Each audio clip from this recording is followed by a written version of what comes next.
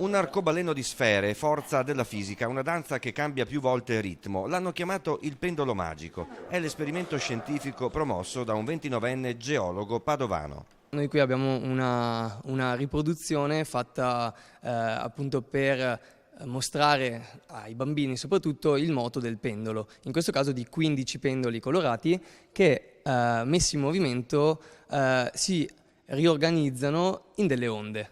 Quindi creano dei disegni, vanno in fase. Come funziona questo esperimento? Intanto come funziona un pendolo? Un pendolo è una massa, un oggetto attaccato ad un filo. Questo oggetto quando appunto è fermo è nella sua posizione di equilibrio. Se noi lo spostiamo da questa posizione di equilibrio inizia un moto che in fisica viene chiamato moto armonico.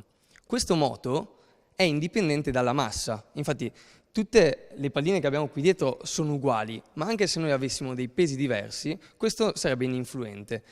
Il movimento diverso di questi pendoli, cioè il fatto che abbiano un tempo diverso nel compiere il movimento, non è dovuto al peso diverso delle palline, quanto alla lunghezza diversa di ogni filo. Un esperimento che ha ricevuto il plauso del presidente veneto Zaia nella sua pagina Facebook.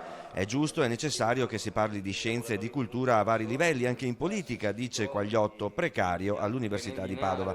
Questo esperimento è nato per i bambini, ma piace molto anche agli adulti. Osservare proprio il fenomeno fisico e riuscire a comprendere come mai possa cambiare, quali sono gli elementi che lo rendono diverso. La Pendulum Wave, il pendolo a onda, questo è il nome dell'esperimento, può viaggiare a richiesta per il Veneto e per l'Italia. È già stato ad Asiago, a un campo scientifico divulgativo per ragazzi. A settembre sarà presente all'evento più importante dell'Università di Padova. Collaboriamo con alcuni dipartimenti universitari, quindi ogni anno diamo un piccolo contributo alla Notte dei ricercatori che quest'anno si tiene il 27 settembre.